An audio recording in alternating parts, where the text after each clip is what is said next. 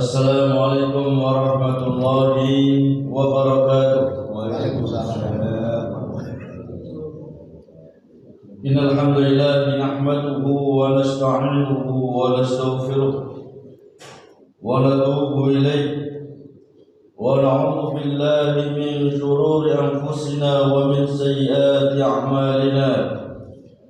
Man yahdihillahu fala mudilla lahu wa man yudlil fala hadiya lahu. Asyhadu an la ilaha illallah wahdahu la syarika lahu wa asyhadu anna Muhammadan abduhu wa rasuluh. Allahumma shalli wa sallim wa barik ala nabiyyina Muhammadin wa ala alihi wa sahbihi ajma'in wa ba'du. Jemaah subuh yang semoga dirahmati oleh Allah Subhanahu wa ta'ala. Alhamdulillah, kita memuji dan bersyukur kepada Allah Subhanahu wa ta'ala atas semua limpah nikmat dan karunia yang telah Allah limpahkan kepada kita.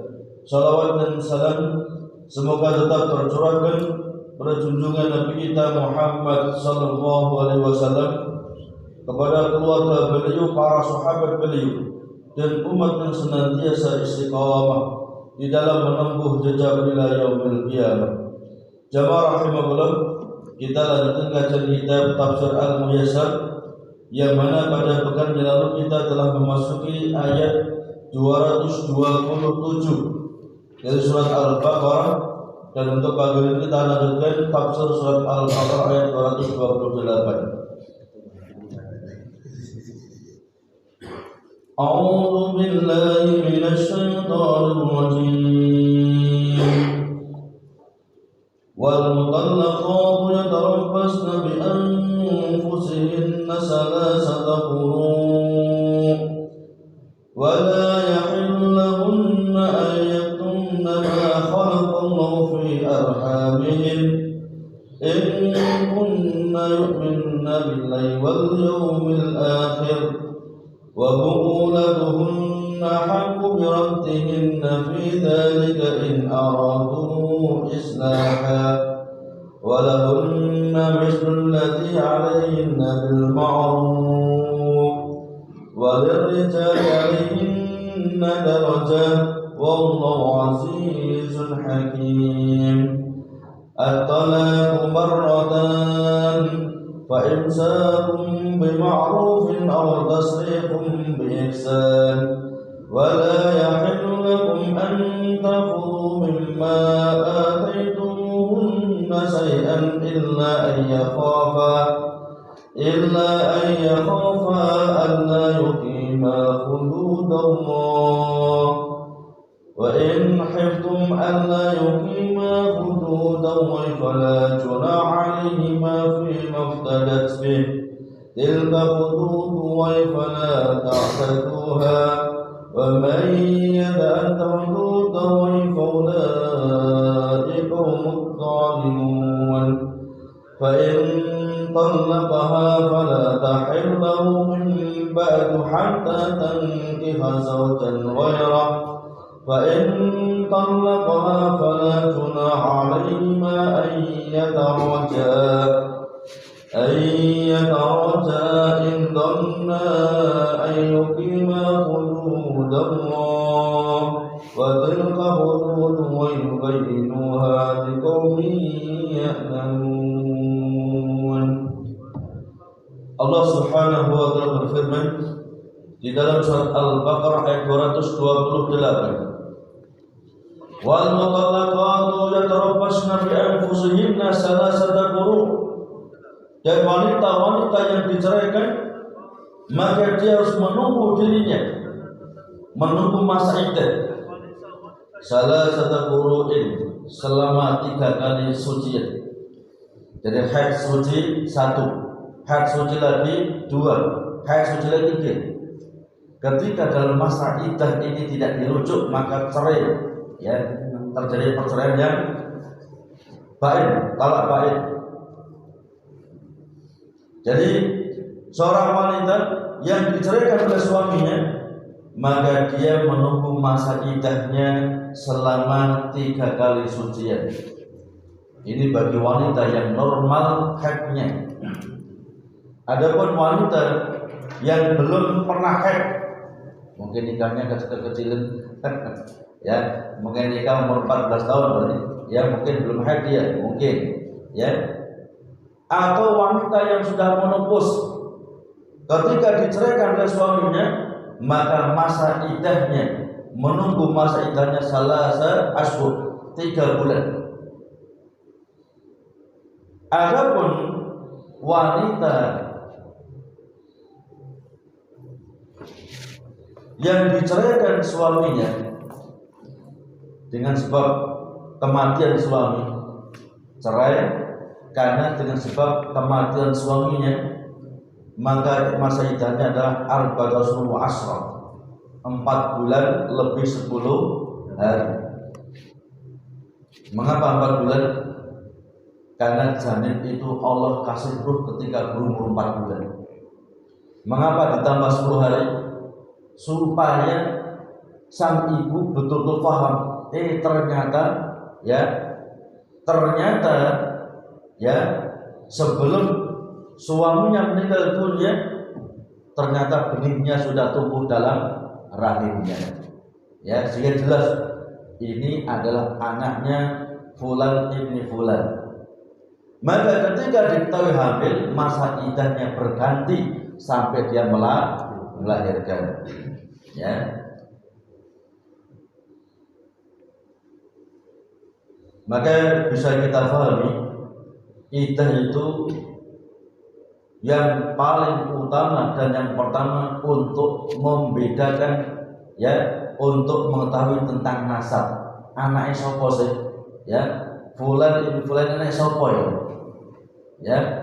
Misalnya ketika ditanggal mati oleh suaminya, ternyata hamil, paham dia kalau anak ini adalah anak daripada Fulan ibu Fulan yang telah meninggal dunia, maka iddahnya berubah. Ketika diketahui hamil, maka iddahnya dari 4 bulan 10 hari menjadi sampai melahirkan.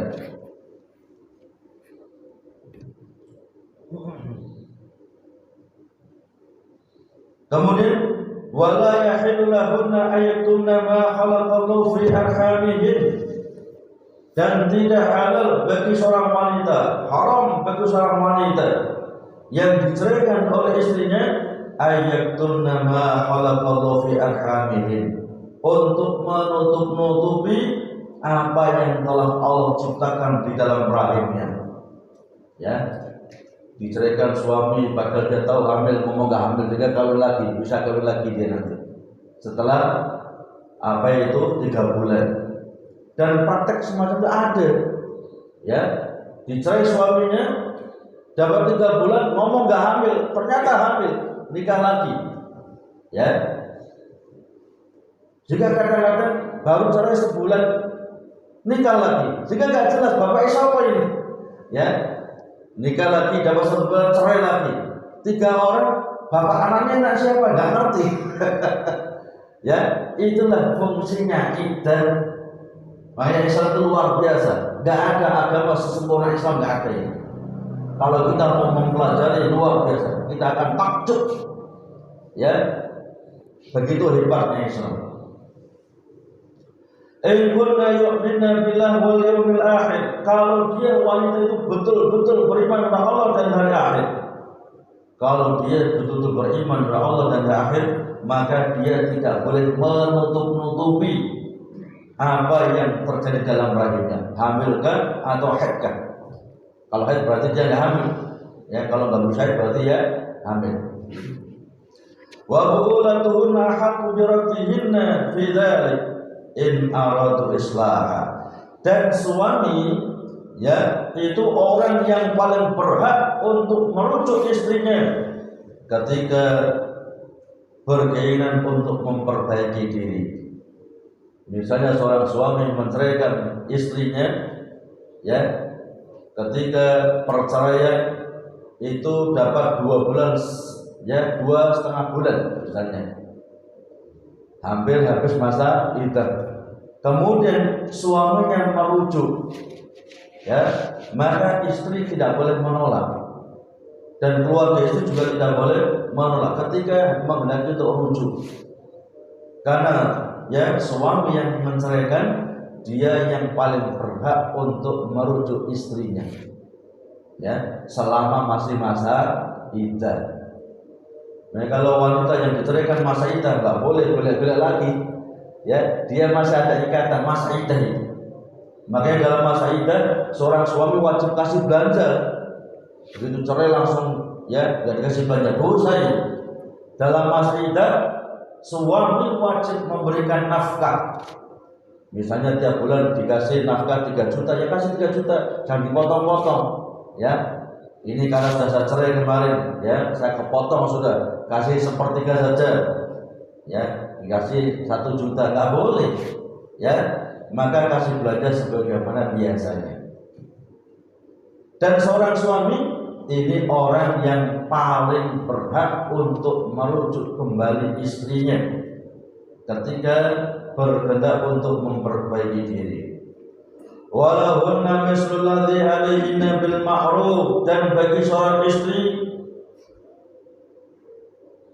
dia berhak ya untuk mendapatkan kebaikan dari suaminya sebagaimana dia berkewajiban untuk berbuat ma'ruf kepada suaminya. Jadi Allah berfirman, walahunna mislul ladzi 'alaihinna bil ma'ruf, dan seorang istri punya hak ya sepadan dengan kewajiban yang Allah bebankan kepadanya. Maka berkata Abdullah bin Abbas, saya ini setiap di hadapan istri sangat senang, sangat bangga, sangat bisa bersyukur ketika saya bisa berhias di hadapan istri saya. Mengapa? Karena saya juga senang kalau istri saya bisa berhias di hadapan saya. Jadi kalau seorang suami itu senang ya melihat istrinya berpenampilan cantik, ya rapi, maka istri pun juga sama. Dia itu juga senang kalau suaminya berpenampilan ganteng, rapi, sama. Jangan nuntut tapi nggak mau ya memberikan hak istri. Kadang-kadang kan gitu. Ayo misalnya, Dik berhias Dik, dia semrawut. Jadi nggak boleh. Ya, jadi misalnya dia senang ketika ya istrinya itu wangi di hadapannya, ya selama di rumah, maka istri juga senang kalau suami itu berbau wangi di hadapannya, sebanding itu. Nggak boleh suami nuntut berlebihan, dia tidak mau melaksanakan kewajiban dia kepada seorang istrinya. Maka benar kata Abdul Abbas, saya sangat senang bersyukur bisa berhias di hadapan istri saya, karena saya juga sangat senang ketika istri saya mau berhias di hadapan saya. Walil rijali 'alaihinna darajah, dan bagi seorang laki-laki itu memiliki kedudukan yang lebih dibandingkan istrinya. Contoh yang berat menceraikan adalah suami, istri nggak punya hak itu. Ya, kalau istri dikasih hak cerai, mungkin suaminya 100 kali sehari dicerai.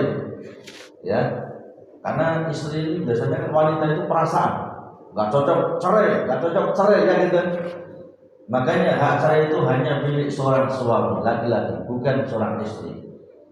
Ya, itu termasuk kelebihan yang Allah berikan kepada laki-laki. Wallahu azizun hakim, Allah Maha Perkasa lagi Maha Bijaksana. Wal mutallaqatu dawatul haid yajibu an yantadirna duna nikahin ba'da talaq muddat salasati adhur salasi haidatin ala sabil iddah.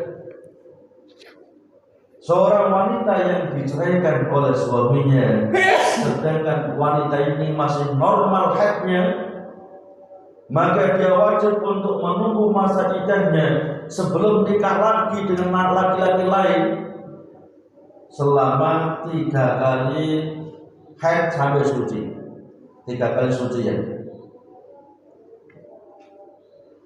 Liyata'akkad min firul rahmi minal hamli, supaya yakin mantap betul bahwasanya wanita ini benar-benar tidak hamil. sampai haid 3 kali bukan sekali, ya. Apa tujuannya? Supaya yakin benar dia ini betul-betul tidak hamil. Baru haid sekali selesai langsung kawin lagi, nanti nggak jelas nanti, ya. Itulah Islam, menjelaskan hukum sedetil mungkin, sehingga apa itu iddah ini di samping untuk menjaga nasab, menjaga keturunan, ya, juga mungkin saja, ya, setelah menceraikan istrinya dia getun dia. Aduh, ya, ini biasanya pagi-pagi sudah sarapan, macam-macam. Tahu kebaikan-kebaikan istri. Karena kadang-kadang, ya, orang kalau sudah emosi itu kebaikan pasangan hidupnya itu hilang semuanya. Ya, istri biasanya membuatkan sarapan, membuatkan kopi kalau sedang ngopi, ya, atau juga merawat anak-anak seterusnya, ya, sehingga Allah kasih tempo itu. Makanya Allah berfirman, asa rabbuka, ya, bisa jadi Allah akan jadikan ba'da dzalika amra, setelah kejadian cerai itu Allah jadikan perkara yang baru. Yang Allah sudah benar-benar benci, benar-benar nggak cocok, ternyata lagi cocok lagi, ya kan? Maka dikasih mikir, ya, sampai 3 bulan, ya, agar terjaga hubungan mahli di rumah tangga tetap terjaga. Wala yajuzu lahunna tazawwuja rajulin akhar fi asnai hadzal iddah hatta tantahiya. Dan tidak boleh seorang istri yang diceraikan oleh suaminya tergesa-gesa nikah dengan laki-laki lain, ya, dalam masa iddah ini sampai iddahnya selesai. Jadi misalnya dicerai suaminya, maka ketika dicerai suami itu nggak boleh langsung keluar rumah. Allah berfirman dalam surat At-Talaq ini, ya, wala yakhusna illa ayatina bi fahishatin mubayyinah, ya, jangan sekali-kali mengeluarkan istri kamu dari rumah kamu, ya, ketika dicerai langsung keluarkan rumahnya, tidak. Bisa jadi nanti setelah itu Allah, ya, Allah buat perkara yang baru yang awalnya sudah sangat betul-betul benci menjadi senang lagi, ya. Yang awalnya mantap untuk cerai, ternyata, ya, ternyata dia mengetahui kalau cerai dengan istrinya berbahaya untuk dirinya atau mungkin berbahaya untuk anak-anaknya, ya kan? Mungkin kalau kita seorang laki-laki bisa cari wanita yang lebih cantik mungkin, atau seorang istri bisa mencari suami yang lebih ganteng mungkin, tapi bagaimana nasib anak-anaknya? Bagaimana nasib anak dan cucunya? Itulah Islam luar biasa. Dikasih tempo sampai 3 bulan, ya, untuk mikir, ya, supaya kita nggak menyesal di kemudian hari. Bahkan cerai nggak boleh langsung 3, ya, cerai 1 rujuk, cerai 2 rujuk lagi, cerai yang ketiga maka nggak boleh rujuk sudah sampai istri dinikahi orang lain, ya, setelah berumah tangga dengan orang lain, kemudian oleh orang lain diceraikan, maka baru boleh balik kepada suaminya pertama. Tapi ini nggak boleh janjian. Kadang-kadang kan juga janjian, ya. Ini istri saya sudah saya cerai 3 kali, nggak boleh balik. Terus ini tak kasih 10 juta sana, nikah istri saya, tahu jangan dikumpul. Ya, nanti setelah itu ceraikan sudah, supaya saya bisa nikah dia lagi. Ya, kadang-kadang semacam itu, nggak boleh. Itu namanya muhalal wa muhalal. Nikah yang kedua itu nggak sah, batal. Ya. Kemudian wala yahillahunna ayyufina ma khalaqu fi arhamihin minal hamli awil haid. Dan seorang wanita yang diceraikan, dia tidak boleh menyembunyikan apa yang telah Allah ciptakan dalam rahimnya, baik itu hamil ataupun dia haid. Ya, wanita bisa itu dengan kehendak Allah. Ya, dan wanita juga bisa hamil itu juga kehendak Allah. Jangan ditutup-tutupi. Sehingga ketika seorang istri diceraikan oleh suaminya yang mestinya itu masa iddahnya adalah 3 kali haid suci, 3 kali suci ya, atau ketika sudah menopause atau mungkin belum haid itu 3 bulan, ketika diketahui hamil iddahnya berubah sampai melahirkan. Loh Ustaz, katanya kalau diceraikan itu 3 bulan.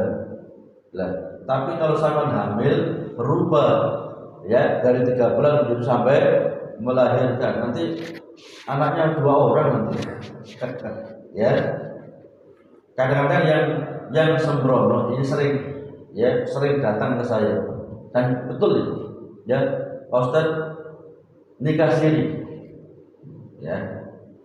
Setelah nggak cocok diceraikan oleh suaminya, dapat 1 bulan, dapat laki-laki nikah lagi sendiri, ya nggak cocok cerai lagi, ya nikah saja lagi. Ini nggak boleh, ya walaupun nikah siri menurut definisi kita itu nikah ya tidak tertulis dalam KUA, itu nikah siri menurut kita kan, ya. Tapi juga ada wali, ada ijab qabul, ada mahar. Itu sah menurut agama. Maka kalau punya anak perempuan jangan sekali-kali dinikahkan sendiri. Ya. Itu berbahaya, membahayakan anak-anak kita. Kecuali kalau memang kita betul-betul yakin, ya, ini insya Allah tidak akan mungkin, ya, berbuat kezaliman lain lagi. Karena kadang-kadang nikah siri, ya, sehingga dianggap enteng oleh suami. Nggak cocok langsung meninggal sudah, nggak cocok meninggal, ya kan? Nah, tapi kalau ada ikatan, ya, ada ikatan dan tertulis di catatan negara, maka dia juga lebih bertanggung jawab, ya, lebih berhati-hati. Maka kalau anak perempuan jangan sekali-kali boleh dinikahkan sendiri. Ya, ini seorang ustaz, walaupun ustaz itu juga manusia. Ya, nanti nggak cocok, ya, baru nikah sebulan nanti dicerai. Ya, kan kasihan anak-anak kita nanti. Statusnya sudah lain, ya, statusnya yang awalnya perawan jadi janda, mudun sudah, derajatnya itu mudun. Kalau levelnya sudah turun sudah. Ya, kasihan mereka. Wa kanat al-mutallaqat mu'minatin haqqan billah wal yawmil akhir. Jika benar-benar seorang wanita itu iman kepada Allah dan hari akhir, maka dia tidak boleh merahasiakan apa yang telah Allah ciptakan dalam rahimnya.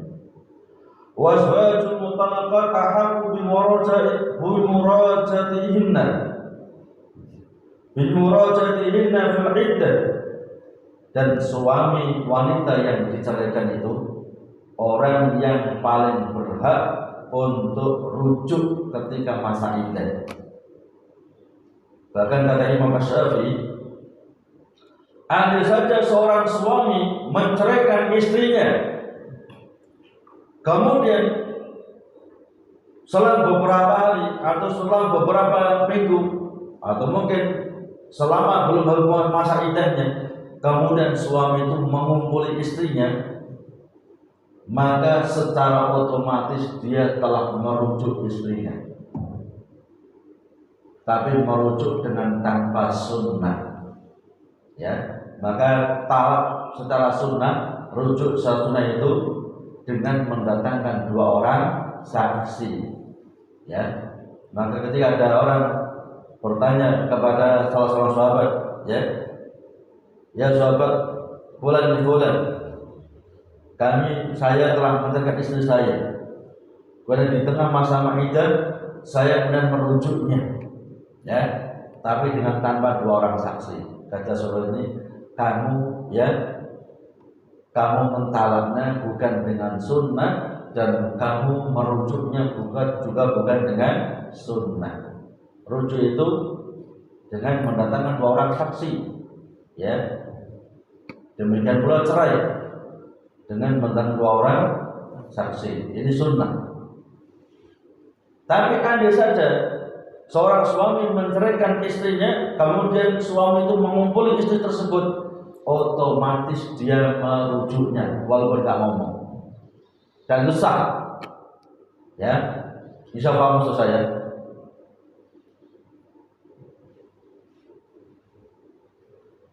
Wa yanbaghi an yakuna dhalika bi qasdi islah wal khair wa laysa bi qasdi idrar wa ta'diban lahunna bi tatwil iddah. Dan seorang suami yang merujuk istrinya dalam masa iddah harus dengan niatan yang baik, bukan niatan yang jahat. Ya, tujuannya supaya istrinya nggak bisa nikah lagi dengan orang lain, maka dirujuk. Tapi dijuarno sudah, nggak jejak ngomong, nggak ada macam-macam, dijuarno sudah. Ini seperti di zaman jahiliyah. Ya, nggak boleh.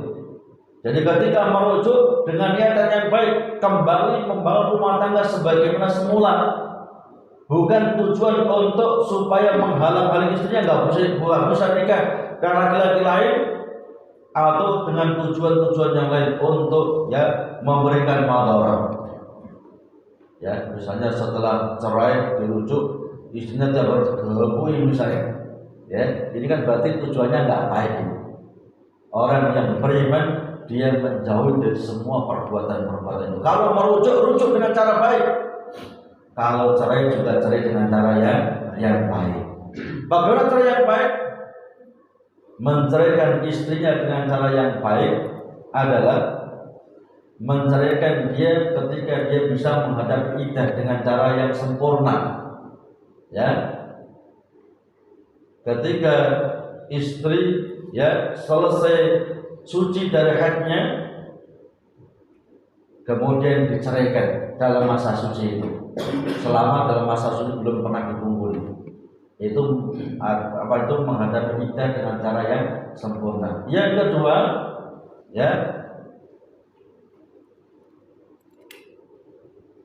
dia tidak boleh merujuknya untuk tujuan-tujuan yang jahat, tapi merujuknya untuk kembali membangun rumah tangga sebagaimana semula. Ya, kadang-kadang seorang suami mungkin sakit hati dengan istrinya, dirujuk, tapi tujuannya niatnya untuk membahayakan istri. Ya, dikepui tiap hari misalnya, atau mungkin ya nggak pernah diajak ngomong dan macam-macam, atau mungkin dikasih belanja kurang-kurang ya untuk menyiksa istrinya, maka hukumnya haram.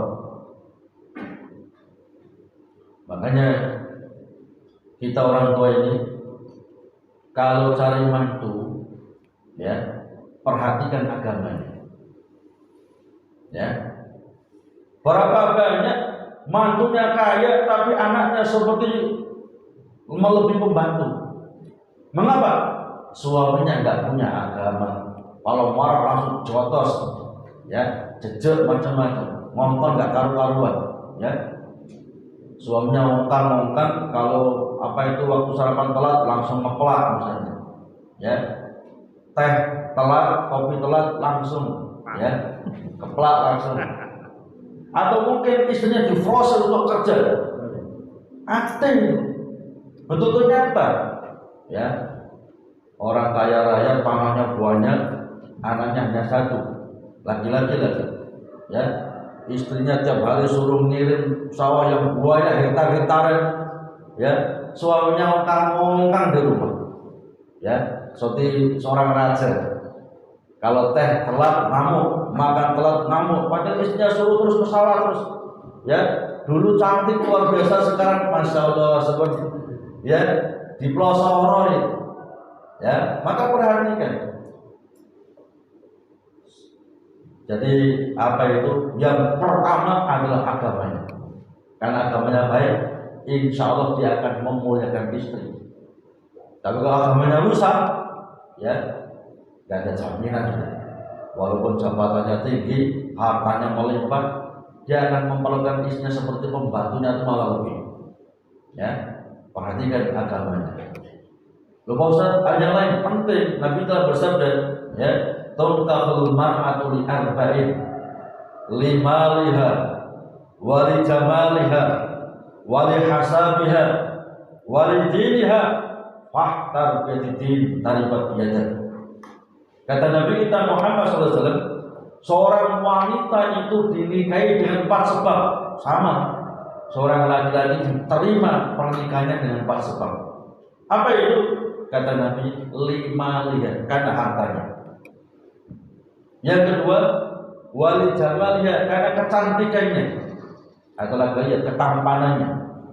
Pernah ada yang tanya, Ustaz, agamanya baik Ustaz, terus tapi giginya itu di luar, nerawat kalau bahasa kita, ya. Apa itu gimana sih? Ya, contohnya kan, sama sabar enggak? Hidup, ya, hidup semati sampai ajal dengan pendamping, ya, yang nerawat. Enggak sabar, kalau enggak sabar jangan. Tapi agamanya baik. Iya baik, tapi yang lain kalau sampai nggak sabar jangan. Ya, jadi ada yang tanya. Ya, ya. Kemudian yang keempat adalah yang ketiga nasabnya. Karena kalau orang soleh dia akan mengajarkan anaknya kebaikan. Ya, beda dengan orang yang soleh maksiat. Ya. Anaknya otomatis diajari judi, diajari macam-macam sudah, atau bayar, ya kan? Karena toleh, ya keempat karena agamanya. Tapi kata Nabi, faktar bidin taribat yadak. Utamakan bukan orang yang punya agama. Insya Allah kamu akan bahagia. Ya, jadi harta juga penting. Maka Nabi telah bersabda, bahwasanya min sa'adatin, ya, min sa'adatil insan, termasuk sebab-sebab kebahagiaan manusia di dunia itu, 1, seorang istri yang soleha. Kalau laki-laki, kalau perempuan berarti seorang suami yang soleh, ya. Kalau dengan punya istri yang soleha itu kebahagiaan sudah separuh, ya. Kalau istri punya suami yang soleh berarti kebahagiaan sudah separuh. Yang kedua adalah rumah yang luas. Jadi termasuk kebahagiaan dunia itu sabda Nabi hadis sahih. Ya, rumah yang luas. Karena kita hidup di dunia butuh rumah, ya kan? Yang ketiga, kendaraan yang enggak mogokan. Kendaraan yang enak sudah. Starter jam langsung berangkat. Ya. Ya kalau zaman dulu mungkin onta dan sebagainya. Kalau sekarang kan ya mungkin calya ya dan lain-lain ya. Jadi kalau kendaraan yang lancar kayak ini asal tren itu langsung jalan sudah. Tapi kalau mogok-mogok kan miso-miso. Makanya kita lihat ada orang sepeda motor dijejek ya, di starter bola-balik nggak bisa mau ya dipukulin, pernah macam-macam ya. Dan tempat, ya, penghasilan rezeki itu dicari dari tempat sekitar dia tinggal. Nggak harus ke Malaysia, nggak harus ke Singapura, ya. Cukup ya orang Lumajang ya paling-paling Jember, ya. Atau sekitar Lumajang, ya. Itu min sa'adati dunya, termasuk sebab-sebab kebahagiaan dunia. Seorang suami punya istri yang salihah, seorang istri punya suami yang saleh, punya rumah yang luas, punya kendaraan yang bagus, nggak mogokan.